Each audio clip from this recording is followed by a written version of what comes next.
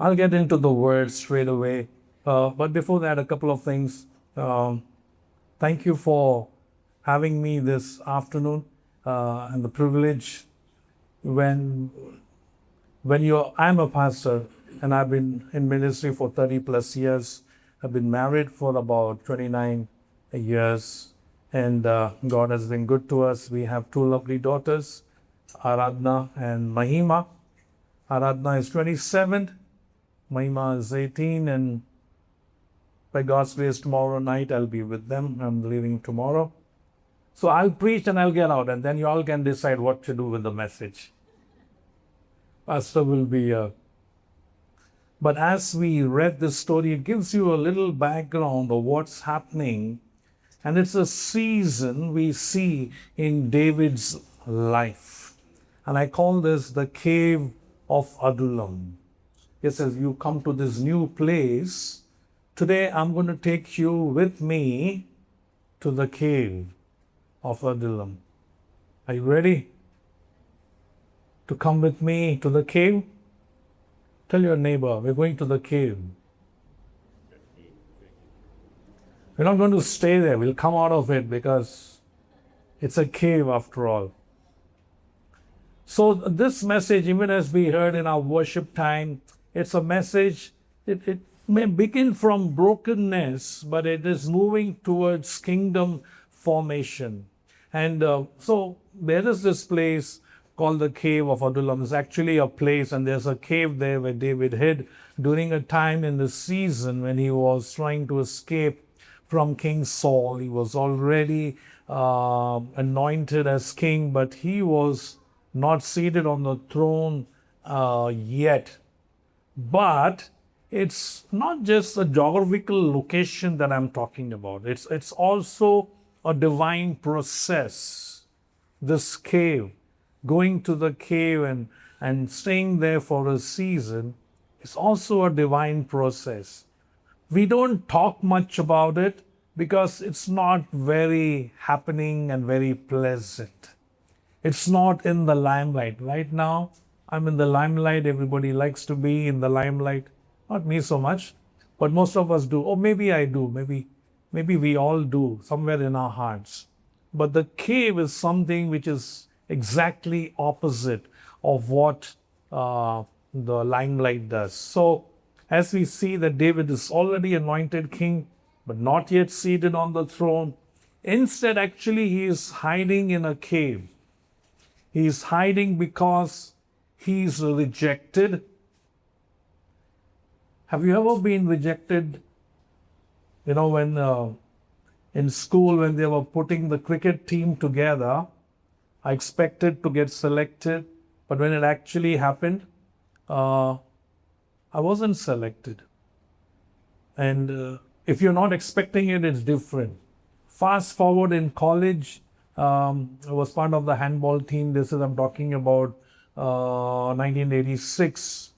Some of you probably not born. I was in college then, and they selected, and I made it to the college team. And all that, and as we played the matches, I was just sitting on the sideline warming the bench. Again, a sense of rejection. We don't talk about these things. We rather want to see and talk about our victories and our achievements. So David was there because he was rejected. He was there because he was being pursued. That's another thing sometimes we face in our lives. And he was also misunderstood. And many of us in the church, when I say in the church as believers, sometimes we do get misunderstood by people. Not always your fault, but misunderstanding leads to great problems. So people who were rejected, people who were pursued, people who were misunderstood, they were all heading towards the cave of Adullam. But actually the word itself means refuge. It also means formation, that something is being formed. I can see my sister here, she's a good baker, right? And she bakes. And when you bake something, it's forming. You can't keep opening and checking. You'll mess up the cupcake or whatever that is being made. It's a time of formation. It's a time of divine preparation. And I believe, this is my personal understanding, that all of us at some point go through the season of the cave, of dwelling there for a season. That's the time when you don't get phone calls, you don't get messages, you call people, they don't call you back. Something is going on. It's like people have just forgotten you. Has it ever happened to any one of you? If it has not happened, I don't want to say it's going to happen. But if you are seriously and sincerely following the Lord, this is one of the chapters in our life that God takes us to. And it is meant for the good, not for the bad. Because it looks like a place of defeat, but it actually becomes God's training ground for our destiny. If we've been praying, God, show me my destiny, move me towards my destiny, I think one of the stations is the cave, where your train or your flight stops there. Imagine when you have a long layover. Well, that's what it is. You're sitting at the gate, and then they say, you got 5 hours more. Everything is set, you're just waiting for the boarding announcement, and it's 5 hours. And if our heart is right, after 5 hours, the announcement comes. But in God's calendar, if our heart is not right, the announcement will be, flight is delayed, you'll only leave now tomorrow morning. Well, so in the natural, so the cave becomes a gathering place for people like this. In one sense, even the church can be like that. I think somebody said it this afternoon. I think maybe pastor said, I'm not sure who said it. We are not here because we are good. We are here because we belong to God's people, and we come here in however we are, whatever we are, whether we feel good or bad, happy or sad, we still come to church. So the cave becomes a gathering place for those who are distressed, those who are indebted, those who are discontented and struggling. It attracts. So in the natural, it looks like a misfit congregation. Looks like a misfit congregation, but in the spirit, God is doing something. What is He doing? He's forming mighty men and mighty women. It happens in the cave. He's shaping leaders for tomorrow, and is building a kingdom movement. So the cave of Adullam basically represents those seasons in our lives where God, number one, He isolates us. This happens. If you've been isolated, well, maybe God has a hand in that, where He takes you out from the crowd and He says, hey, I need some time with you. I need to undo some things in your life. I need to readjust some things in your life. I need to recalibrate some things in your life. That's the place where God strips us and He prepares us. So, I'm just throwing out this. If you feel that you are probably going through some of what I've been talking about, maybe you're already in the cave. It's not a bad place, because God led you there. Why is it not bad? Because it is a place where your identity is being formed, your calling is clarified. Some of you are wondering, what is my calling actually? There are days even pastors wonder whether they are really called to be pastors. Not this one. He's a lay pastor, businessman pastor. But it's also a place where weakness is transformed into strength. There are weaknesses in our lives. It's like a pit stop. Any Formula One fans here? Nobody, is it? Or you? My daughters are. So I'm not. I don't understand much. In fact, a movie came out. What was that movie? If you are a fan, you would know. Then you're not a great fan. There was a movie recently about Formula One. So my daughters insisted that I should go. F1. What's it called? F1? Just call F1? Yeah, you should watch it, sir. Maybe have a screening tonight. So my daughter, so they insisted I go, and I said, I don't follow it. And she said, that's exactly why you should go. And my wife said, she's going. Who was the main actor there? Brad Pitt. That's why she was wanting to go. Yeah, she went to see Brad Pitt. I know I don't look so great, but I'm not so bad. Eh?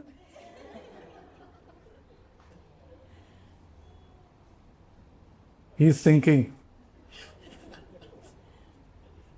So my message is not about hiding, but it's about becoming something, right? So firstly, I just want to share about 4 thoughts, and then we'll pray.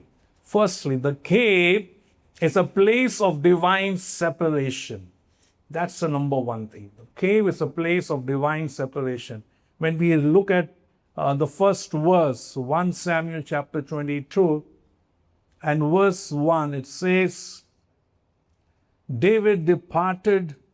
Lord, I need you. Yes, I do. But 1 Samuel 22, verse 1, New City, you fall. Okay, I believe that as well. A New Life Fellowship.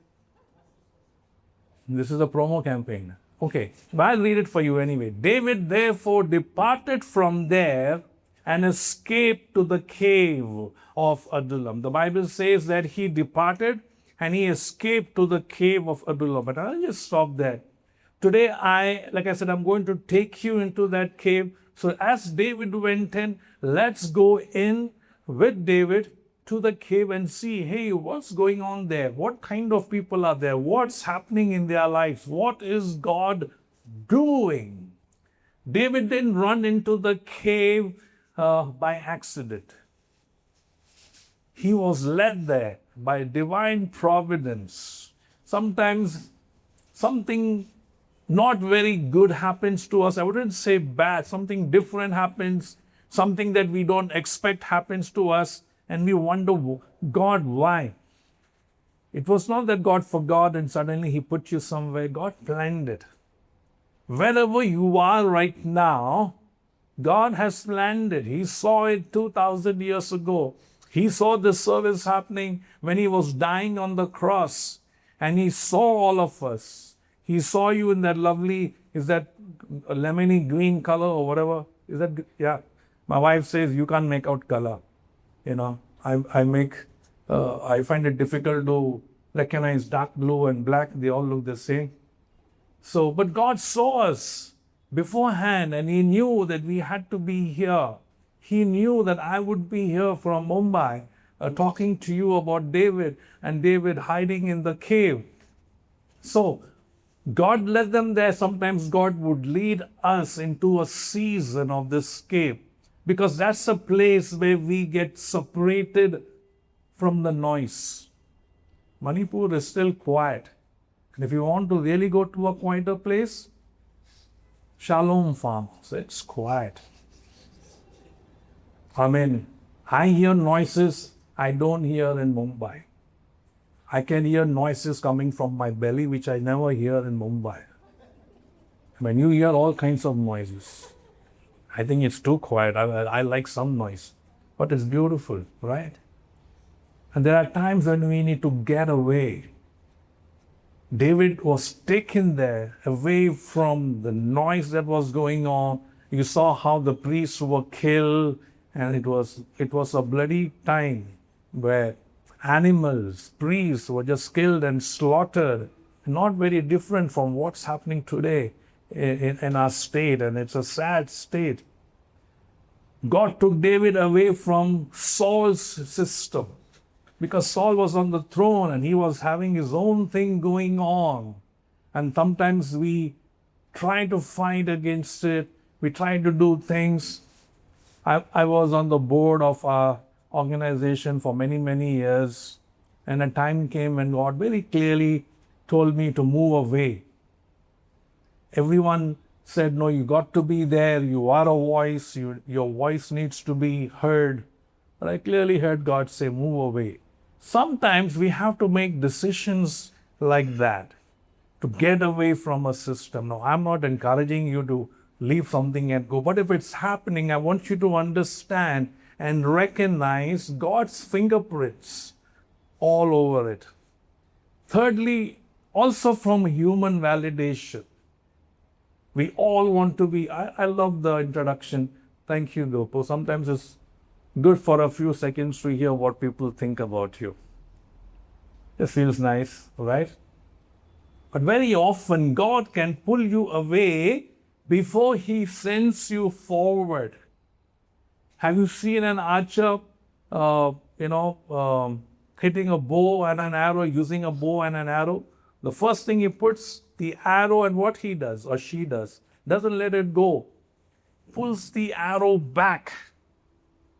Now, when the arrow is pulled back, that's not where it's supposed to go. It's supposed to move forward and find the bull's eye. But to go forward, the archer pulls the arrow back, and it's tension in that arrow. There's tension in that bow, because any moment he leaves it and it will take off. Even before God sends us forward, there are times when He will keep pulling us back and stretching the bow. That's not a very good time, but it is required. Tell your neighbor sitting next to you, it's required. It's required. Isolation is not rejection. Let me tell you that. Elijah said, "Oh, I'm the only one and there's nobody else." And God said, "Hey, don't think too much about yourself. There are so many other prophets." Right? Sometimes we feel, "Oh, I'm the only one. If I don't do it, it's not going to happen." That's what you think. The church was there before you. And if God tarries, the church will continue even after you. But God knows that we are precious. He looks at us and He says, "You are my precious one. I care for you more than the mission. I care for you more than what you want to do for me." So the doing comes after the being. The classic example is Martha and Mary. And Martha is so busy in the kitchen. And I always feel it's a little unjust story. If everybody is sitting at the feet of Jesus, who's going to make the pork bamboo shoot? Yeah? If everybody's sitting and listening, you're going to have coffee and grapes and cookies and juice. Somebody's put it out there. I met that sister, she says, "Pastor, I am hospitality." There she is. Let's give her a hand. She's like a lily. She says, "Pastor, I am hospitality." I said, "Thank God for hospitality." But see, even hospitality is sitting. Oh, her cheeks have become red. Sorry. I'm embarrassing you.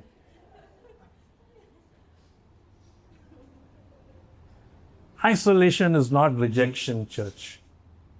It's not a bad thing. When God initiates it, it's preparation. Mary was sitting at the feet of Jesus, listening. And Jesus was not screaming, He's talking softly and tenderly. Martha couldn't hear, And when Martha complained, Jesus said, "Mary has chosen the better part." That's the end of the argument right there. Question is of timing. So there are seasons when God removes you from public visibility. God did that with me for about 10, 12 years. I was moved away. I was not sitting doing nothing. I was, in fact, more busy, but I was not in the public eye. I was not much in the public ministry. but I was involved in making a lot of public ministry happen in the city of Mumbai. God does that. And you struggle in your heart, but it's the time when the arrow is pulled back. It's the time of preparing you. See, in the battlefield, you don't get much time. Soldiers don't get much time. It's after great difficulty that they can go back to their base. So God removes us from public visibility to build a private intimacy with God. At the end of the day, what matters is knowing God and serving Him. That comes from knowing. So when doors close in your life, don't panic. When you lose your job, don't panic. Well, you might say, Pastor, easy for you to say don't panic. In fact, let me tell you, days ahead in our nation is going to get very difficult economically. Prices are already going up. We saw the shortage of LPG and gas and oil and all of that. It's not the end. It's going to get a little bit more difficult. But I'm not here to talk about political stuff. I'm here to tell you that we need to really know our God even more than ever before. Like I said, if you lose your job, don't panic. Lean into God. He will provide. When I resigned my job in, when was that now? 1990, I think. In the 90s, actually. And I gave my resignation. My manager did not take it. He says, I'm not going to take your resignation. He passed it to the senior manager. And he says, no, I'm not going to deal with your resignation. Passed it on to the regional. And it went on. Everybody kept passing my resignation. Nobody wanted to grant me resignation. And it finally ended up with the vice president of the company. And he called for me. And I went. And he says, why you want to leave? He thought maybe I'm getting an offer from the competitor. So he said, I'll raise your salary. That's the first thing that they do. And I said, it's not that. And then he said, okay, then do one thing, stay with us for one more year and then you can take a call. I said, no, it's now. Then I told him why. And then he began to not threaten me, but kind of, put a little authoritarian pressure on me. And I didn't budge. I said, no. The last argument, fast forward, he says, Jesus will not give you bread and butter from heaven. I said, He will take care of you. Who will pay your bills? I said, He will. I said, bread and butter will not fall from heaven. How will you live? I said, if He doesn't pay my bills, I'll come back.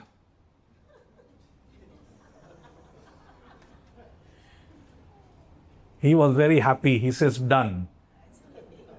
I have never seen him since. God pays my bills. He doesn't just give you bread and butter. He gives you bread and butter, He puts a lot of jam and puts in ham too. So lean on God. When people walk out of your life, or for that matter, walk out of the church or your business or something, don't chase. Listen for His voice.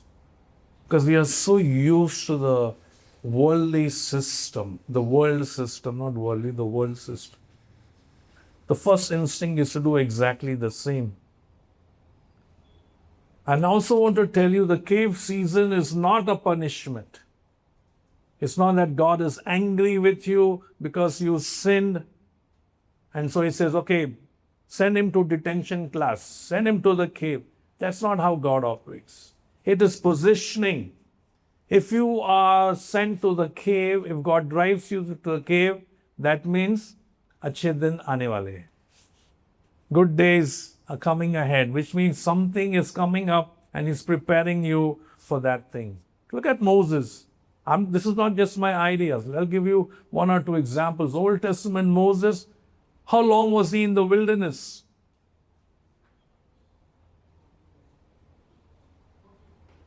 40 years. Years, that's a long time. And what did he do in those 40 years? What great things did he do? Yeah, can't think of anything, right? But God was preparing him through the ordinary life. That's the other thing. We don't even recognize. Nothing great is happening. I'm not having some angelic visitations, God doing something supernatural and things like that. Well, He can do if He wants to, but it's in the daily life that He begins to teach things and show things. Jesus spent 40 days, there's something about 40 there, spent 40 days in the wilderness before God launched Him into public ministry. That's why I said, before He sends you forward, there's a pulling back. A.W. Tozer said this, God will take you into wilderness to speak tenderly to you, because that's when we listen to God more. Every word becomes precious. Well, secondly, my second thought, the cave draws broken people, but it builds into something mighty. You know those, what do you call it? Legos, right? Legos? It's called Legos? Yeah, it's been a while since we played with one and kids played with one. But they're all small, looks like broken things, like. But when that kid puts things together, finally it can become something, a building, a hospital, a car, a plane, a helicopter, whatnot. If we look at that verse 2, 1 Samuel 22 and verse 2, it says, and everyone was in distress. Everyone was in debt. And everyone who was discontented gathered to him. That's to David. All these broken people were coming together. In a sense, all of us have some brokenness in our life. What do I mean by brokenness? When something is incomplete, when something is missing, it's broken. It could be your marriage relationship. It could be a lack of a relationship. It could be your job, your finances, maybe your health. Some reports have come and they don't look too good and it needs fixing. You've lost your peace over your spouse or concern over your children, or your business is struggling. Could be anything. It could be property. It could be your relative was going through a tough time. It could be so many things. David's cave became a magnet for broken people. In one sense, the church has to be like that. I like it here in Manipur. Most people in all the different churches, Sunday morning, they're all dressed so beautifully. Right? Some of them so elegantly dressed. I thought it looks like it's a wedding. They're all going to church, But outside our wonderful clothes, there could be some brokenness inside. You woke up this morning saying, I don't feel like going to church. I won't ask you, because Pastor is watching. This lady was shaking up her son and said, Johnny, get up, you got to go to church. Johnny is saying, Mom, I'm not going. Get up, you have to go to church. Oh, Johnny, I'm not going. Johnny said, I'm not going. Mom banged a fist on the table. Johnny, you better get up and go to church. Johnny said, why should I go to church? And mother said, because you are the pastor.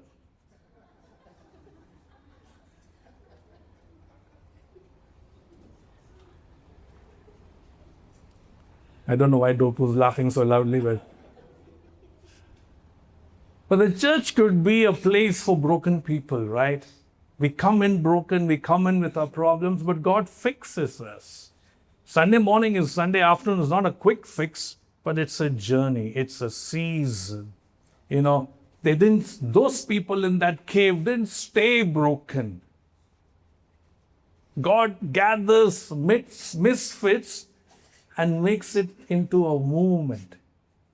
We got to have many new city churches across Imphal and then cross the borders, Senapati and Churachandpur and so many other places. Have you ever thought of that? Why not? Can happen. Maybe one of you might have the burden and come up to Daisy and Pastor and say, God's laying on my heart that I need to start something in Churachandpur or Senapati. I'm only saying these two not because it's prophetic. I can't remember other districts, okay? I'm just saying. What others reject, God refines. None of us, when God chose us and saved us, had great stories and great, backgrounds and stuff like that. God showed His mercy, picked you up, brought you here, placed you, and rooted you in this church so that you could be discipled, so that the goodness that God put inside of you would begin to flourish, come forth, shine for Jesus. Not only your life gets impacted, but you start influencing positively, and the life of God begins to flow out of you into people around you. So the cave is a place of transformation. Say transformation. Transformation. You are being transformed. You can't see it. Others can see it. If your spouse is not coming to church, when you go back home and your spouse sees the difference, see, you need to go to the Sunday, wherever you go, something good is there. Because I can see the difference. The cave is a place where God transforms. Your distress becomes your strength. Your debt becomes dominion. Your discontent will be transformed ultimately to your destiny. I would say don't despise the day of small beginnings. I was talking to somebody yesterday and she said, Pastor, I'm on a break, And sometimes you are a bit apologetic, because you did something, you studied, you graduated, you got your degree, you're not taking up a job, you're somewhere in between and you feel like, oh, no. You might be on a break, but God's not on a break. He's never on a break. He's doing something in your life. Going back to F1, there's not that pit, but there are pit stops, right? The car comes in for a few moments for a pit stop. It just normally lasts for a couple of seconds. You have to brush up. I think you're getting a little... Kidding. It's so sweet, yeah? So gentle. Couple of seconds and they change the tire or they do something, and again it hits and it's roaring across the circuit. Sometimes God takes us for a pit stop. It doesn't last for seconds, but it lasts till we require for Him to refix, reconnect some wires that are broken, bring some healing to some hurt and unforgiveness and some pain that is there. He needs to fix that before He sends you out to minister to people. If you are hurting, you can hurt other people. You can't trust yourself to minister healing if you are paining inside. Somebody said hurting people hurt other people. So, don't feel sad and bad. God's not given up. In the world, we have a phrase, we call it, He's a basket case. In other words, useless. Nothing can come out of this. God never says that. Never ever says that. Nobody is unfit for Jesus. In fact, He goes after the unfit.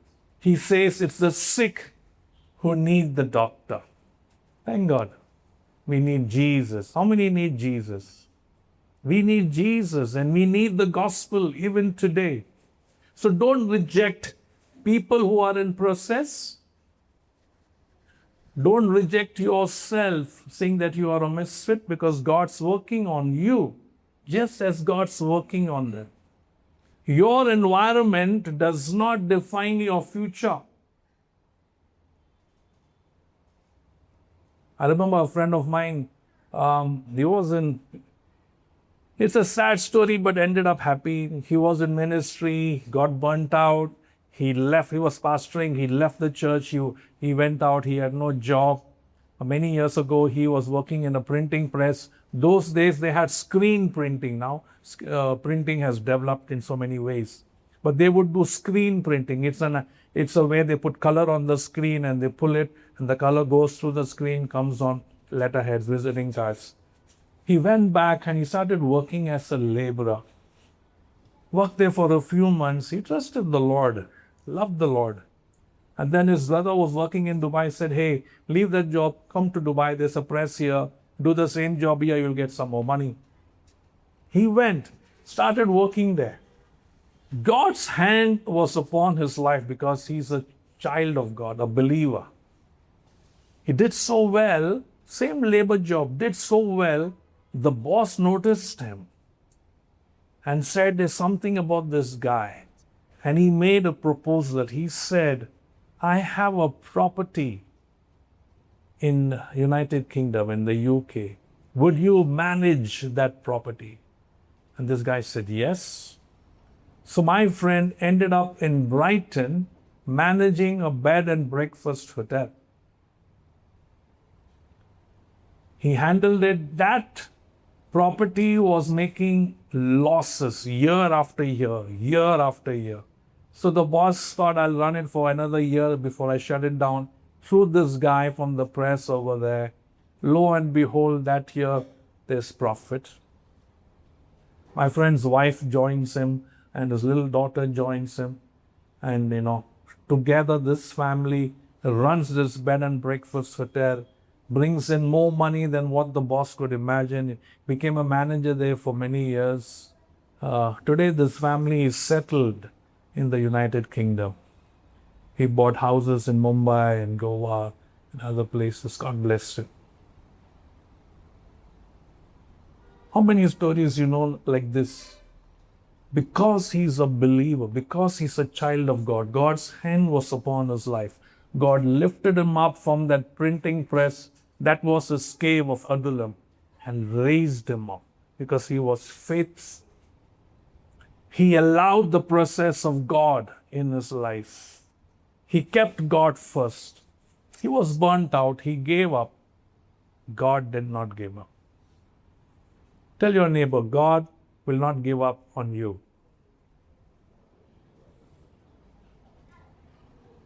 Look at the early disciples. Who are they? Fishermen, tax collectors, zealots. And what did they become? Apostles. They turned the world upside down. We talk about Thomas, and the first word that comes to our mind is doubt. Doubting Thomas. That's the guy God chose to send him to India. And that's why we have New City. And that's why you are here. Because one doubting apostle came to India and he didn't stay in a 5-star hotel. He was killed, became a martyr. But his blood became a seed for a huge harvest, and we are part of that. Gideon's army was reduced before it was empowered. Have you heard of Smith Wigglesworth? Anybody? He said this, God didn't call the qualified, He qualifies the called. And I can vouch for that statement in my life. As God began to take me forward, it was not because I was qualified. When I stepped out of the boat, He qualified me to do things that He wanted to do. Thirdly, the cave is a place of identity and kingdom attention and kingdom formation actually. If we read Psalm 57 verse 1, it says, "Be merciful to me, O God, in the shadow of your wings. I will make my refuge until these calamities have passed away." As we prayed for the state of Manipur, as we prayed for Imphal, as we prayed for reconciliation among the tribes and prayed for peace and solution, it's not happening for the first time. It's happened before. We see that in this particular chapter in Samuel 22. Some of the Psalms that David wrote was in the cave. Not all Psalms were written in the green pastures looking at the sheep. Some of them were written in this cave. While hiding physically, he was discovering spiritually who God was. You and I need to discover who God is for us. You see, in the hidden places, God reveals eternal identity. Our eternal identity. Who are we supposed to be? What are we supposed to do? The cave strips away all our titles, our positions, and just leaves you with the truth. The truth is Jesus Christ is Lord over all. Before God gives you a platform, gives you a formation and a foundation so that it stands tall. This church, let me tell you, there's something unique, not because I'm here this afternoon, but God has placed this church in the city as a lighthouse. A lot of broken people will be coming in. A lot of people with challenges coming in. Brokenness in relationships, in finances, in business deals, all of that kind. Sadness in the family, sorrow, death, sickness. If you are ready to receive them, God is ready to send them. Did you hear what I said? Joseph discovered purpose in the prison before he ruled Egypt. Imagine 3 or 4 people come in broken and God does something here and they end up becoming a judge or a lawyer or a police commissioner. The church has a part to play. Paul received revelation in the wilderness, in obscurity, before preaching globally. He was in the wilderness for a long time. Fourthly, and I'll close with this, the cave is not your destination. Thank God. Amen? Say, thank God. The cave is not your destination, it is your transition. That's where things change in your life. You come into the cave, something happens, you go out, it's different from then onwards. You don't go back to the same old ways. If you see 2 Samuel 5 and verse 3. 2 Samuel 5 and verse 3. So all the elders of Israel came to the king at Hebron, and they anointed David king over Israel. David did not die in the cave. He was being pursued. He was wanting to get away and escape. So he didn't go into the cave and spend the last days of his life there. He did not die in the cave. He emerged from it. There is a time, and for some of you, it's a time of emerging out of the cave because you've been there for too long. The cave is temporary, but the calling is permanent. Let me say that again. The cave is temporary, but the calling is permanent. Every cave season has an expiry date. My daughter was in the UK for about 3.5 years. She was quite young when she went, and in 3.5 years, she grew up into a woman. She came back educated with a master's degree, worked for a year and a half. Many changes happened. One of the things, she'll open the fridge, pull out a packet or a bottle or some package. First thing is she'll look at the expiry date. So this expired 3 months ago, what's it doing? So we are Indians, we never look at expiry dates. The cave season has an expiry date. God never calls you to hide forever. He calls you to arise. Shake your neighbor and say, time to arise. God births in the cave, but He reveals in the kingdom. Like I heard there are some soon-to-be mamas here, right? Imagine all your life you're going to be pregnant really. That's not pregnancy, that's gas problem.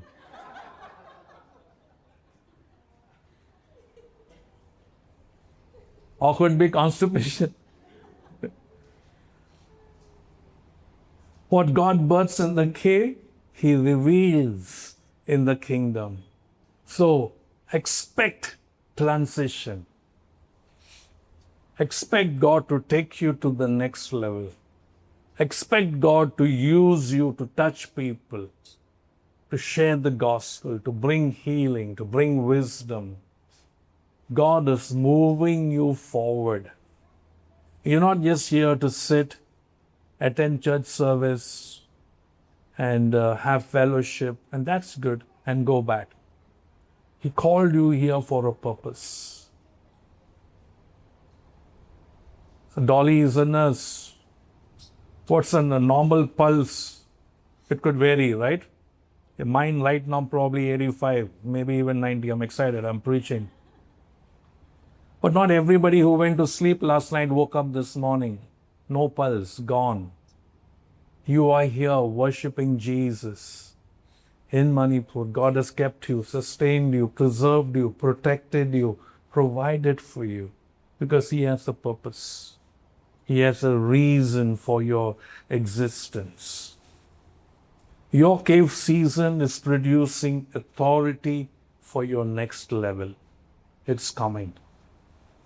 Get prepared. Receive the authority that comes from Jesus.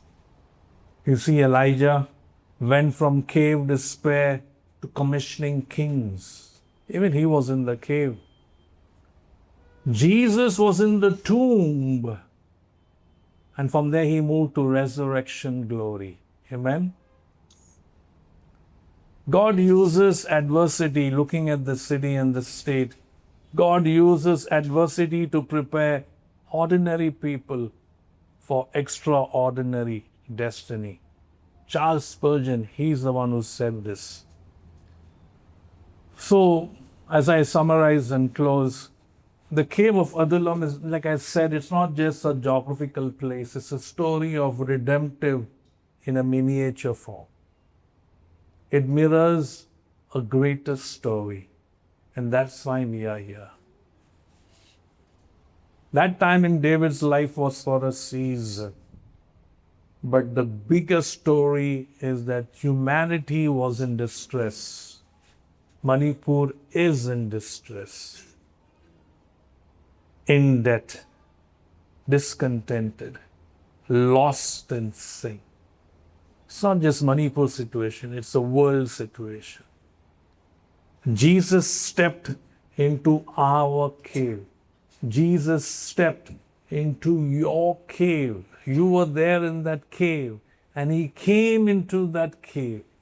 He took away your brokenness. He fixed it. He transformed it in your cave. And through His death, through His resurrection, He leads us from hiding into the purpose that God has for you. He doesn't just send us, He comes into our cave situation. I don't know what situations you're going through. Maybe some cave situation. Jesus has stepped into that cave. Through His death and resurrection, the cave represents the cross. The emergence from the cave represents the resurrection. And the kingdom represents eternal life. Shall we stand in God's presence? You may feel hidden, rejected, maybe even delayed. Your promotion you've been waiting for, delayed. But God is forming something powerful in you. Your cave is not your grave, it's your gateway. Let's close our eyes for a moment and just reflect on all that you heard this afternoon.